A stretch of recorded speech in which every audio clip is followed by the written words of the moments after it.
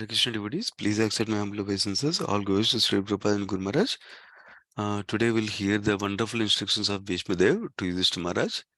That's the main essence and how he passed away from this world. Today's Vijay Mati, you can start Mati when you're ready with prayers. Hare Krishna. Om Namo Bhagavati Vasudevaya. Om Namo Bhagavati Vasudevaya. Om Namo Bhagavati Vasudevaya. Narayanam Namaskrityam Namam Shiva Narottamam Devim Saraswatyam Vyasam Tato Mudiraye Nashtapareshu Apareshu Nityam Bhagavati Sevaya Bhagavati Uttamasloke Bhakti Bhavati Naistihiki. Today we are reading from Canto 1, Chapter 9, the passing away of Bhishma Dev in the presence of Lord Krishna. Text 25.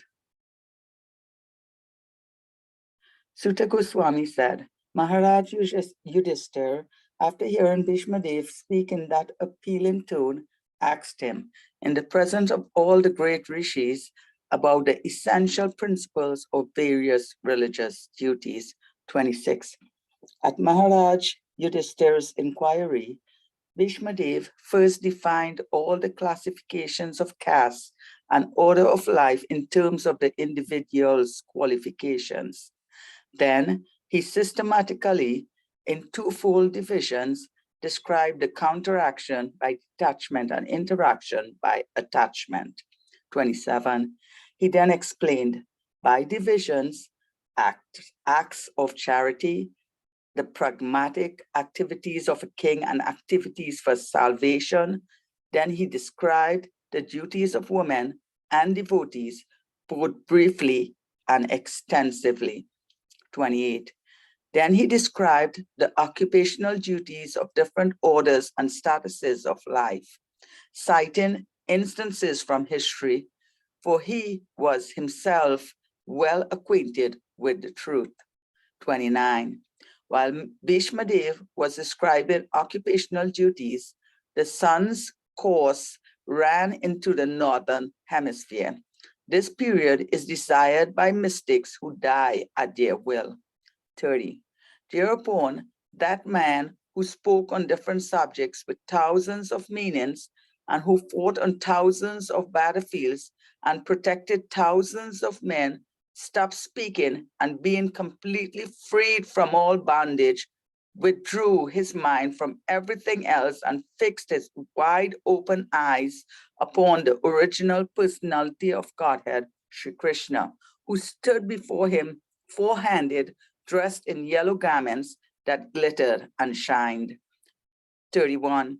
By pure meditation, looking at Lord Krishna, he at once was freed from all material inauspiciousness and was relieved of all bodily pains caused by the narrow wounds. Thus, all the external activities of his senses at once stopped, and he prayed transcendently to the control of all living beings while quitting his material body. 32. Bhishma Dev said, let me now invest my thinking, feeling, and willing, which were so long engaged in different subjects and occupational duties, in the all-powerful Lord Sri Krishna. He is always self-satisfied, but sometimes, being the leader of the devotees, he enjoys transcendental pleasure by descending to the material world, although from him only the material world is created. 33. Sri Krishna is the intimate friend of Arjuna.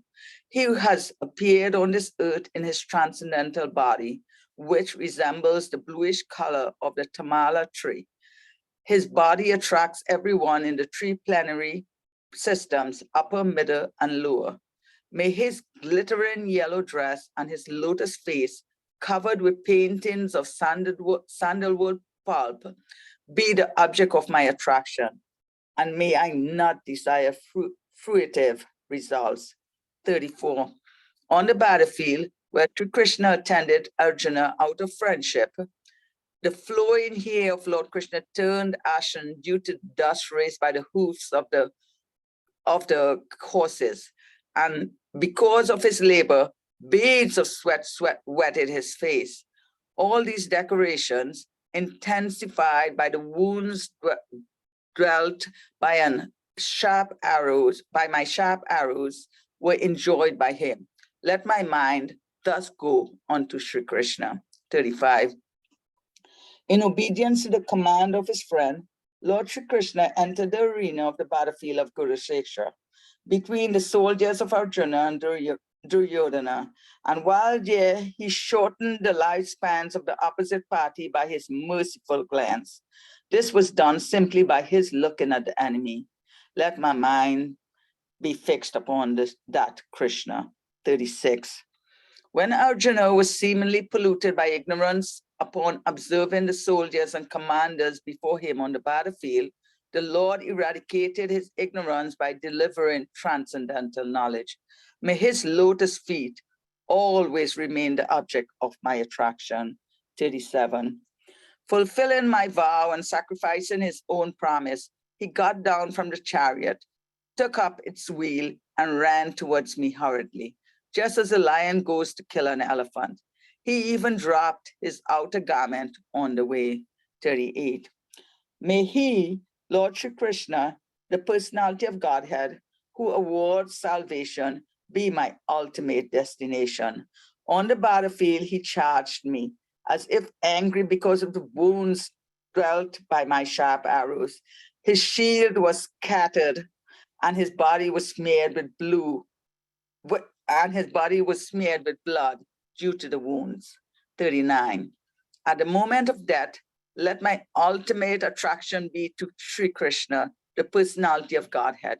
I concentrate my mind upon the chariot driver of Arjuna, who stood with a whip in his right hand and a bridle rope in his left, who was very careful to give protection to Arjuna's chariot by all means. Those who saw him on the battlefield of Kurukshetra attained their original forms after death. 40. Let my mind be fixed upon Lord Shri Krishna, whose motions and smiles of love attracted the damsels of Rajadama, the gopis. The damsels imitated the characteristic movements of the Lord after his disappearance from the rasa dance. Text 41.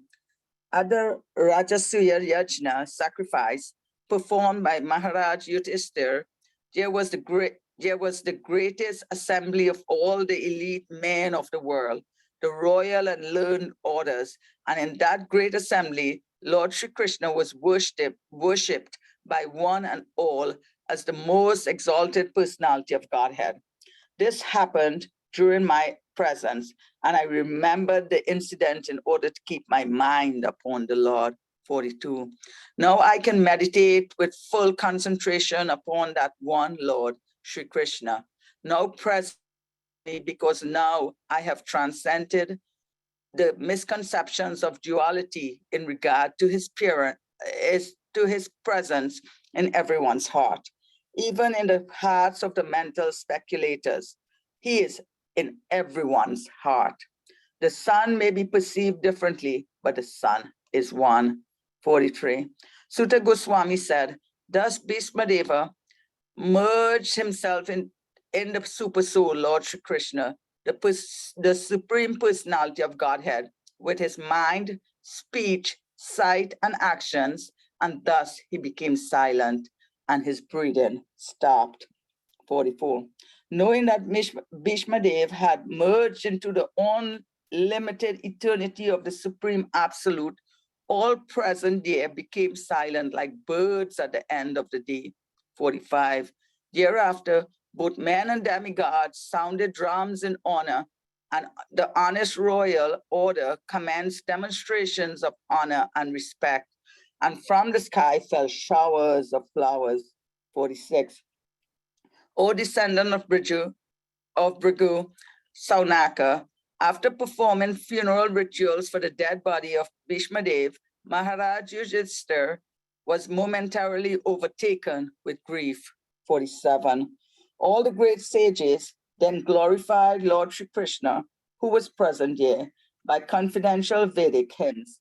Then all of them returned to their respective hermitages bearing always Lord Krishna within their hearts. 48. Thereafter, Maharaj Yudhishthira at once went to his capital, Hastinapur, accompanied by Lord Sri Krishna, and there he consoled his uncle and aunt Gandhari, who was an ascetic. 49.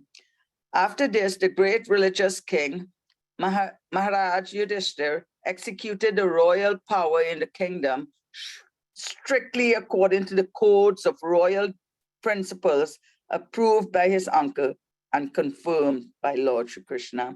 Thus ends the Bhakti Vedanta purport of Canto 1, Chapter 9, the passing away of Bhishma Dev in the presence of Lord Krishna.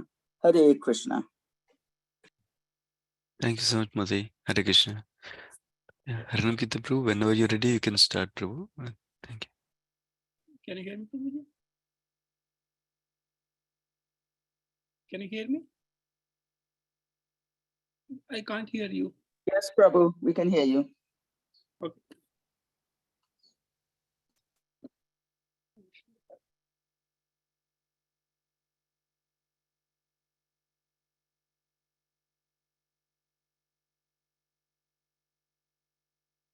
So, Hare Krishna, dear devotees, we are, as Vidya Mataji read from the Canto first, chapter 9 and text 25 onwards, very, very important and crucial topic to read.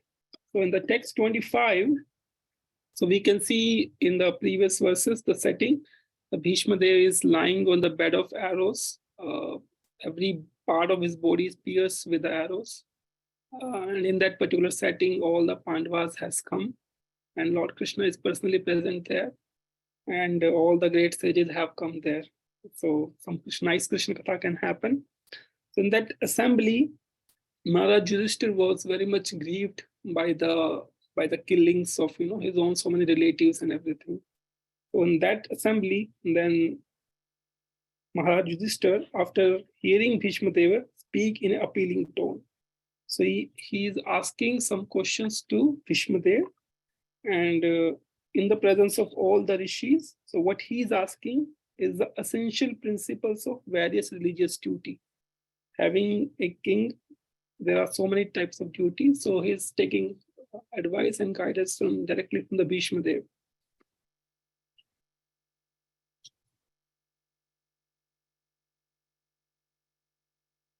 So in the purport, Srila Prabhupada writes, very important, this is all due to the arrangement of the great wheel carrier Lord Shri Krishna, who established the glories of his devotees. The father liked to see the son becomes more famous than himself. The Lord declares very emphatically that worship of his devotee is more valuable than the worship of Lord himself. So the meaning is, although all the queries, all the remorse which Yudhishthira Maharaj has, although Lord Krishna is himself capable to satisfy all the doubts of Yudhishthira Maharaj, but Lord tried, but Lord wanted that all his doubts should be satisfied by Bhishma Dev. And that's why Lord said that the worship of his devotee is more valuable than the worship of Lord himself. And that is why this setting was made, and Yudhishthira Maharaj has asked those questions to Bhishma Dev. In the text 26, so this is very, very nice purport, text 26. Bhishma Deva started replying, and he is defining all the classification of caste and orders and their individual qualification and divisions and the counteraction by detachment and interaction by attachment. So nice purport, long purport, but some key points I'm going to cover from the purport. So Srila Prabhupada talks about first the 4 castes, 4 orders of life, Varna and Ashrama.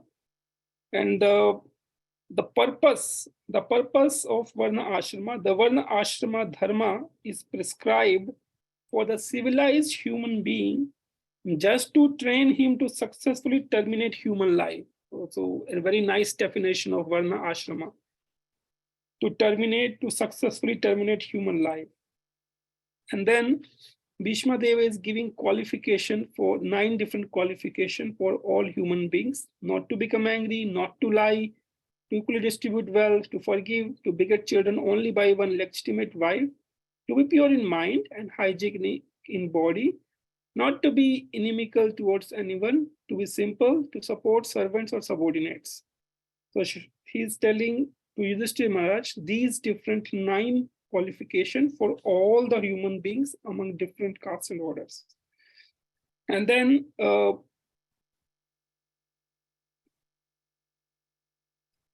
okay, so then for the another beautiful statement Srila Prabhupada makes, for the intelligent man, controlling the senses is the most essential qualification. We cannot imagine or going to higher types of things and all. So this is the fundamental and basic qualification to controlling our own senses. Is the most essential qualification. And then Bhishma Dev talks about the Srila Prabhupada talks about the Kshatriya, in particularly the Kshatriya administrative class, and especially the role of Kshatriya is to give charity and not to accept charity in any circumstances. And then Srila Prabhupada goes on comparing with the Kshatriya class, which was existing before, with the modern administrator, the politicians. The Srila Prabhupada is telling in people do some political function and never give charity to the genuine state. And Srila Prabhupada tells that administrative class must be good in the Shastras, and they should never pretend to become non-violent and thereby go to hell. So often, this is again to be non-violent. Violence is required in order to establish the dharma. So Srila Prabhupada tells that. And he also quotes, sometimes Srila Prabhupada quotes Subhash Chandra Bose also, that Subhash Chandra Bose has created that violence so that India got the independence. And Srila Prabhupada tells that Gandhiji was against the violence. So Srila Prabhupada tells that also. So the administrative class must be trained in military education. So Srila Prabhupada also tells that the king or president should never return home without being hurt by the enemy. So earlier the kings, they used to go in the battle and fight standing in the front. But in today's world, the kings, the administrator, they just sit in their home and all the soldiers just go and fight them. So this is the Srila Prabhupada tells that the administrative class is turned into a gang of mercantile. So they just want to accumulate, and laborer man, the whole machinery of government becomes polluted. So a very nice Srila Prabhupada tells about the Kshatriya class, modern and the previous, how they were different. And then coming to the Vaishyas category, the major business of Vaishya community is to protect the cows and increasing the milk production, namely curd and butter. So agriculture and distribution was the main task. And Srila Prabhupada very highly emphasized that should protect the animal and not kill the animal. And he tells that the productive energy, yes, so the production of machines and machine tools increases the artificial living fashion. So today's world, everything is machine oriented, or gadget tools, new tools, and everything is keep coming up. It's an artificial living fashion of a class of vested interest and keep thousands of men in starvation and interest. So this should not be the standard of civilization. And then Srila talks about the Shudra class. The Shudra class, they should simply serve the other 3 high class, a sincere service to them. And that's how they can do the best. And Srila Prabhupada tells there are 3 things: wine, women, and gambling indicate that the population is degraded to less than the Shudra quality. So the higher caste people should always look after the maintenance of Shudras, and they should provide them with the clothes and the garment and all their basic needs. And the Shudra should not leave his master when he is old or invalid. Okay, and then so then Srila Prabhupada in the last paragraph summarizes the whole system of ashrama dharma is to means of detachment. So the entire system is given for the detachment. And one who fails to assimilate this spirit of detachment is allowed to enter into family life with the same spirit of detachment. Therefore, one who attains detachment may at once adopt the fourth order, namely renounced order of life. Okay, in the text 27, then Bhishma Dev explains the Dana Dharma, Raja Dharma, Moksha Dharma, Istri Dharma, and Bhagavad Dharma. So all these different topics, Bhishma Dev describes in 27. So I'll just summarize some few key points from this particular purport. So Srila Prabhupada tells that Dana Dharma is the major function of the householder's main function, so to give the charity. And Srila Prabhupada tells that he should be prepared to give in charity at least 50% of his hard-earned money. So this is where 50% comes. So, and then Srila Prabhupada gives a very nice analogy of energy. So everyone energy is generated or borrowed from the Lord himself, from the reservoir of energy of Lord. So therefore, all of the resultant actions of energy must be given to the Lord. So all of our energy is coming from the Lord, and we should use all of our energy in the service of the Lord. So that's Srila Prabhupada is telling in the first purport. And then Raja Dharma is explained, the modern diplomacy, political supremacy, how the kings were systematically trained before. They were not just mere tax collectors, and they were performing all their duties nicely. And the duty of the king is so that his praja can attain the salvation. That was a great duty of the king. In the modern day, they just keep collecting tax and keep robbing them, but they don't care about the salvation of the praja, of the citizens in their domain. That was the main purpose of the king. The father, the spiritual master, and the king are not to become irresponsible in the matter of leading their subject to the path of ultimate liberation from birth, death, disease, and old age. Okay. Then Sri Prabhupada talks about the taxation. Okay. And then the salvation part, Sri Prabhupada tells one has to conquer the principle of lust, anger, unlawful desires, avarice, and bewilderment. So this is that we should not make plans. And at last, Sri Prabhupada talks about the duty of woman class, and they are accepted as a power of inspiration for men, and they're more powerful than men. And the last item was Bhishma Dev from the process of pleasing the Lord, that we all are eternal servants of the Lord. And when we forget this essential part, we are put into the material condition of life. So we should focus specifically household to install the deity of the Lord at the home. It's very practical instructions for householder to install the deity of the Lord at home. By concentrating on the deity, one may progressively go on with the daily routine work. So we should worship the deity at the home, serving the devotee, hearing the Srimad Bhagavatam, residing in a holy place, and chanting the holy name of the Lord are all inexpensive items. Srila Prabhupada writes inexpensive items by which we can please the Lord. The text 28. So he described in detail all the occupational duty of different orders, statuses, and quoted different instances from the history also, and which was well acquainted with the truth, like Mahabharata, Ramayana, all the historical fact. Then text 29, when Bhishma Deva was describing all this knowledge to Yudhishthira Maharaj, and then he observes that the sun course is running into the northern hemisphere. And so this period is very special, those who die at their own will and desired by the people, those who want to leave their body. So the Bhishma Dev has the power to leave his body by his own will. So in text 30,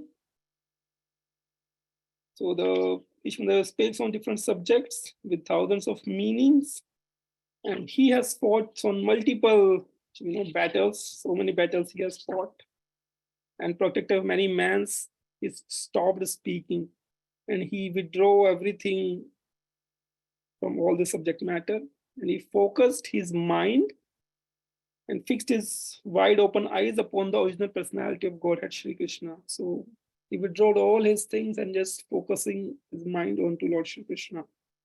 The four-handed, before him, four-handed, dressed in yellow garments that glittered and shine. So Srila Prabhupada writes in the purport, in italic, the subject matter which attracts the dying man become the beginning of his next life. So this is what Bhishma Deva is practically teaching us, that the time of that, what to focus and what not to focus. And then Srila Prabhupada quotes all the Bhagavad Gita verses on the Kalacha Mahaveva, all 8.5 to 8.15 in the purport, Srila Prabhupada. And then in the last, Srila Prabhupada write, the perfection of quitting his body at will was fortunate enough to have the Lord Krishna. So Bhishma Deva was very fortunate that Lord Krishna, he is his devotee. He has personally come there at that particular time so that Bhishma Deva can see him and relish. And that because he was a pure devotee, he had very little to do with the detailed performance of yogic principle. Simply Bhakti Yoga is enough to bring about perfection. So the desire of Bhishma Deva was to see the person of Lord Krishna, the most lovable object. In text 31, by pure meditation, he was looking at Lord Sri Krishna, free from all material inauspiciousness, and was relieved of all bodily pain caused by the arrow wound. So as I mentioned, his setting was so different. He was not sitting so comfortably and hearing and seeing. He was having pains, constantly. So many arrows were there in his body, and he was lying in that. And so, but all his pain, by meditating upon of the Lord, all his pains have gone. And all his senses at once stopped, and he's praying now to the Lord.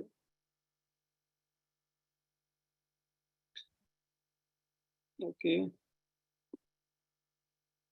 Now in the text 32 onwards, these are the very, very famous prayers of Bhishma Dev. So there are 11 verses from Bhishma Dev. Let me share it.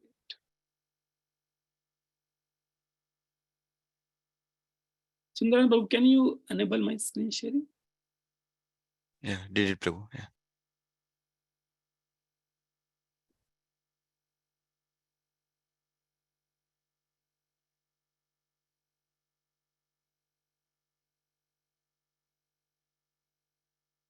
Thank you, Prabhuji.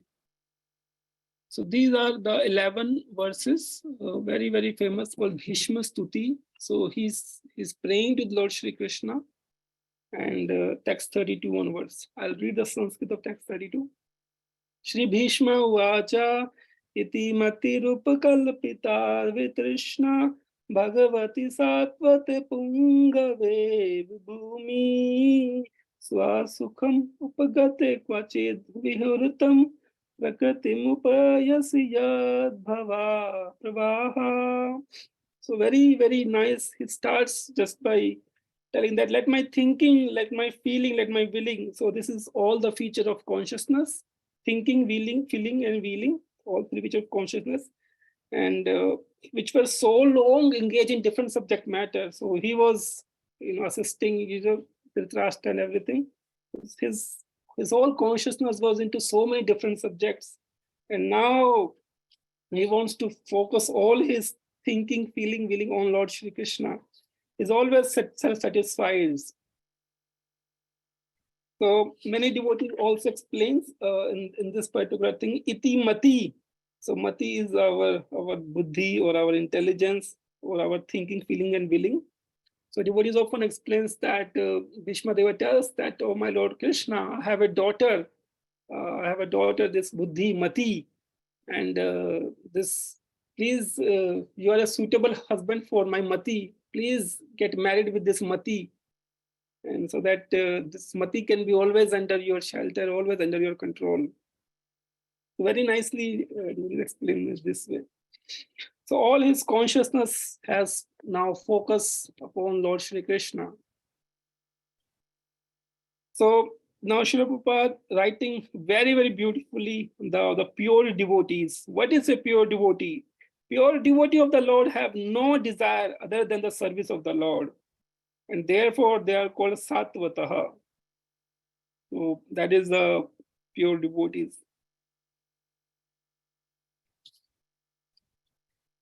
And Prabhupada tells that desire cannot be wiped out. They have to be purified. Okay. So in text 32, then he's glorifying the Lord. Tribhuvan Kamanam Tamalavardam, that what is the form of the Lord? So he's the bluish color of Tamala tree. And he's attracting everyone in all the upper, middle, and lower planetary system, Tribhuvan Kamanam. And he has yellow dress and he has lotus face covering with a painting of sandalwood pulp. So he's having a very nice, observation of the Lord, that what he's wearing, how he's looking, and he's also addressing Lord as the intimate friend of Arjuna. So Vijaya Sakhe. So Bhishmadev is addressing Lord as a Vijaya Sakhe.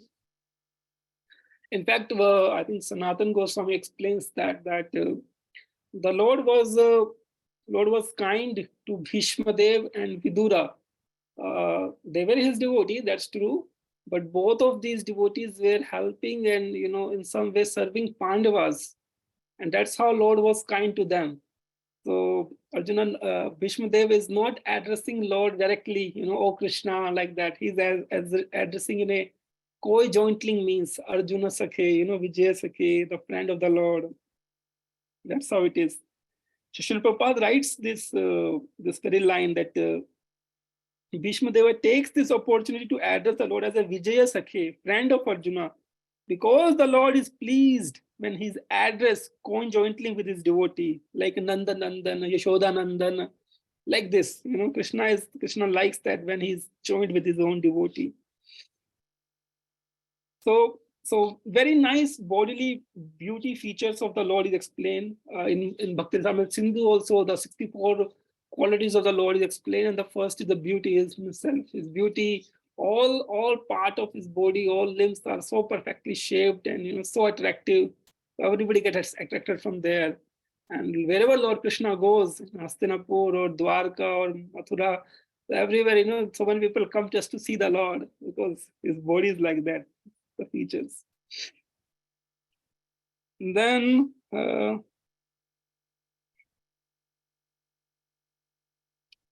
in text 34, okay, I think time is almost, I'll summarize quickly. So in text 34, then he's praying, he's observing the flowing hair of the Lord, which was, his hair was curly hair, and all the dust has gone, which was horse, he was as a sarthi, and all the dust has gone into his hair, and he was sweating. So Bhishma Deva, standing from the distance, he's observing his sweat also. He's observing his sweat, he's observing how his hair is with dust, and all those decorations intensified by the wounds dealt by my sharp arrows. So the wounds are generally, doesn't look good, but it's right here, intensified by the wounds. All this decoration intensified by the wounds dealt by my sharp arrow, were enjoyed by him. So Lord is enjoying, that feature, and he's focusing his mind upon the same Lord, Path Sarthi, the form of the Lord. And then Srila Prabhupada tells about the different 5 principles rasas, which was accepted by the Lord.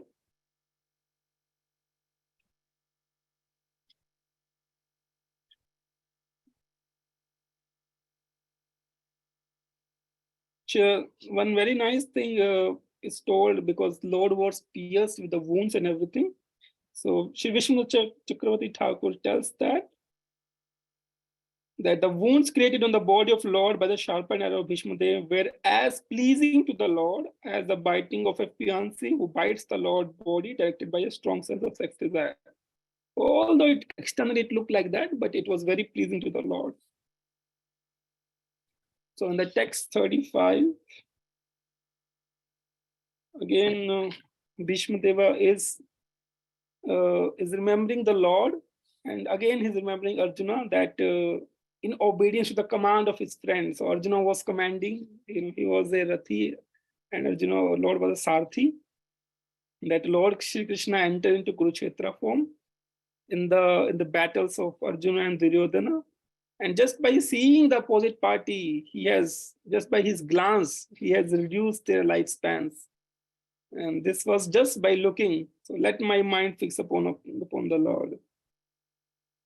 So Srila Prabhupada tells one nice example that as a father is pleased to carry,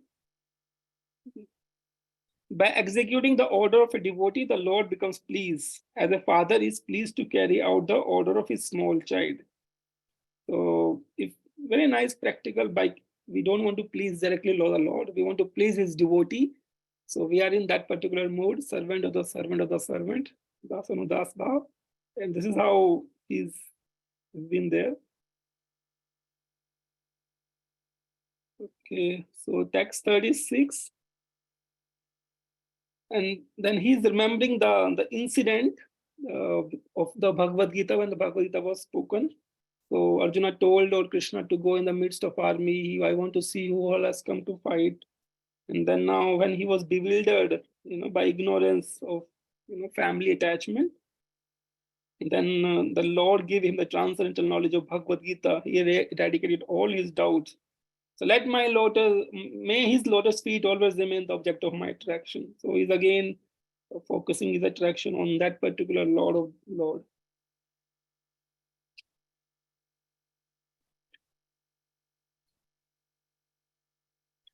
In text 37, so it is now very interesting part that fulfilling my desire and sacrificing your own promise. So Lord Krishna has made a promise before the war that he will never lift a weapon. But there was a situation that Duryodhana was not happy with Bhishma Dev, and he told, you are not killing Pandavas because of your affection towards them.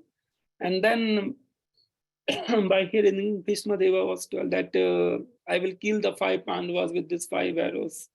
And but somehow Arjuna was able to get those 5 arrows from Duryodhana, because one time Arjuna has helped Duryodhana to save from the Gandharvas. So Bhishma Deva, when he saw this, next day he fought very, very vehemently. And Arjuna was about to get defeated, and so many wounds on his body, Lord Krishna's body. And just by seeing that situation, Lord was, although he promised that he will not lift a weapon, he immediately got down from his chariot, took the chariot wheel, and about to kill the Bhishma. And so he's remembering that particular form of the Lord. He's remembering every small details and remembering that Lord, that how Lord was about to kill me. Just a lion goes to kill an elephant. And he remembers that he even dropped his garment on the way. So such a minute detail he's remembering. In text 38, so he's again telling the Lord that you award the salvation, you be my ultimate destination. You charged on me on the battlefield as if angry on me because of the wound dealt by my sharp arrows. And his Lord Krishna's shield was also broken. The armor Lord was wearing, it was broken. It wasn't fell down on the ground, but it was like a hanging. His shield was scattered and his body was smeared with the blood due to the wounds. So Srila Prabhupada tells that the astounding feature of such dealings is that a devotee can please the Lord by playing the part of an enemy. So although he was externally playing the part of an enemy, but the internal chemistry only devotees can understand, that rasa, the virya rasa between the Lord and his devotee. And also Lord wanted to show to the entire population that even if a person like Bhishma, who is unconquerable to anyone, even a person like him is standing in against the dharma, the religion, or of his own devotee, even that person will be killed in that situation. So Bhishma, they played that particular role uh, just to please the Lord. Okay. Text 39. So at the moment of death, he's again, focusing his mind on the chariot driver of Arjuna. So again, the Partha Sarthi form of the Lord, who's holding the rope, who's handling all the horses, and he's focusing his mind on that particular form, the Lord. Partha Sarthi form of the Lord. Text 40. Again, now he goes again and remembers the Lord, his motions, his smile. A devotee of the Lord is always, very much attracted by everything, whatever Lord do. His madhuram, his activity is madhuram, his singing is madhuram, his walking is madhuram. Everything is sweet about the Lord, yeah. Madhuropi, madhurve.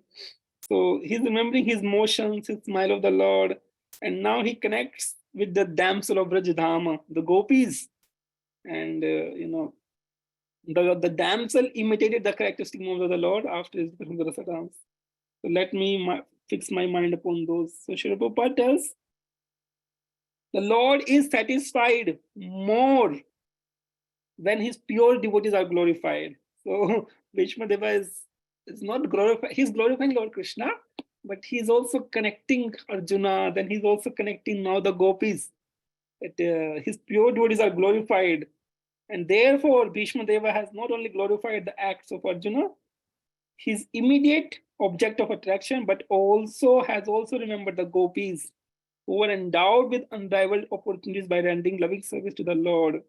We should also remember the devotees, the great devotees, gopis, Arjuna, or Srila Prabhupada was remembering Rupa Goswami begging his mercy.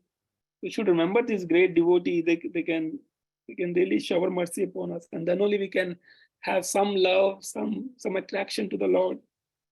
So in text 41, then Bhishma Deva again remembers the pastime of Rajasuya sacrifice, which happened in the Yudhishthira Maharaj assembly, and in that whole assembly, all the elite men, all the sages, and everyone was there, and Lord Krishna was worshipped by one and everyone. And he was remembering, this happened during my time. I remember, my Lord, I remember this happened during my time. And let me focus my mind upon those. Text 42. This is one of the last prayer of, so let my mind, with a full concentration, fix upon Lord Shri Krishna, present before me. His presence is in everyone's heart, even in the heart of mental speculator. He's in everyone's heart. The sun may be perceived differently, but the sun is one. The sun is one, yeah. Srila Prabhupada tells a nice example here, that the Bhishma Deva, the worshipable object, was Partha Sarthi form of the Lord. So how Lord is so kind to Arjuna, how Arjuna was commanding Lord Shri Krishna, giving instructions and everything. So he's focusing on that particular form of the Lord. But gopis in Vrindavan were attracted by the Shama Sundar form of the Lord. But both are one only. So that's why Srila Prabhupada thinks sometimes less intelligent scholar make a mistake, and that think Krishna of Vrindavan and of Battle of Kurukshetra are different personality. So he's removing that particular conception. So in text 43, then Suta Goswami tells that now the Bhishma Deva merged himself in the super soul Lord Shri Krishna, the Supreme Personality of Godhead, with his mind, speech, and action. So this particular quitting of his material body is called a Nirvikalpa Samadhi. So he's merging himself in thinking of the Lord, and his mind is into remembering his different activity and chanting the glories of the Lord. and he began to see the Lord. So this is the highest stage of perfection. Then Srila Prabhupada tells about the 9 principles of bhakti, Shravanam, Kirtanam, Smaran, Vishnu. And this is what then very important statement Srila Prabhupada makes for everyone. The unique situation at Bhishma Deva time of death can be attained even though Lord Krishna may not be personally present. So Srila Prabhupada tells that.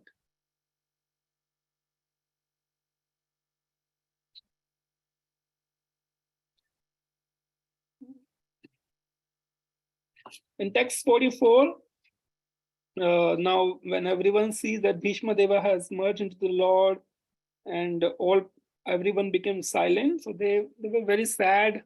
Such nice prayer, nice Krishna Katha was happening, and then everybody was silent, like bird in the end of the sky.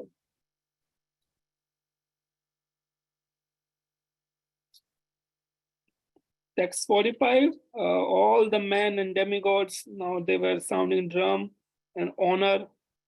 So they were honoring to the respect to the Bhishma Deva and respect, and flowers were showering from the sky.